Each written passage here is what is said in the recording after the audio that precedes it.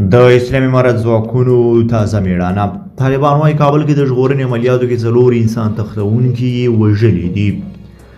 هغه غوښتنه چې د ډیری وخت به افغانانو کوله، خو اسلامي امارت دغه غوښتنه ومنله. د طالبانو حکومت امنیتي سرچینې وایي چې د کابل پغمان ولسوالۍ کې د امنیتي کسانو او انسان تښتونکو ترمنځ وسلواله نښته شوې ده چې 4 انسان تښتونکي پکې وژل شوي دي او تښتول شوی تن د هغوی له منګولو ژغورل شوی دی. د طالبانو حکومت د کابل امنیه قومندانۍ ویان خالد زدران پر ټویټر پاڼه لیکلي ځانګړو ځواکونو تېره شپه د عملیات د پغمان ولسوالۍ په پشت بادام سیمه کې کړي دي.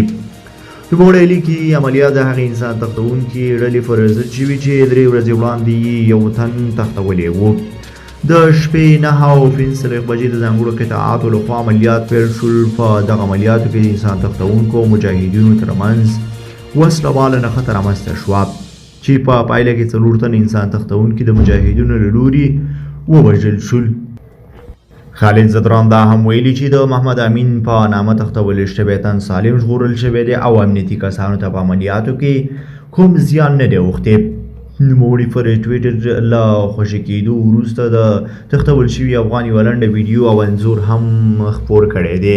همداشان ځینې نور عکسونه یې هم خپاره کړي چې وایي دا 4 وژل شوي انسان تښتونکي دي. تاسو د اسلامي امارت ځواکونو د دغه تازه میړانې په اړه څه نظر لرئ؟ په دې اړوند مو راسره خپل نظر کمنټ کې شریک کړئ او د لا ښکلي ویډیوګانو لپاره در سره زموږ یوټیوب چینل سبسکرایب کړئ. له ملتیا او مننه تر بیا ښه وخت ښې چارې.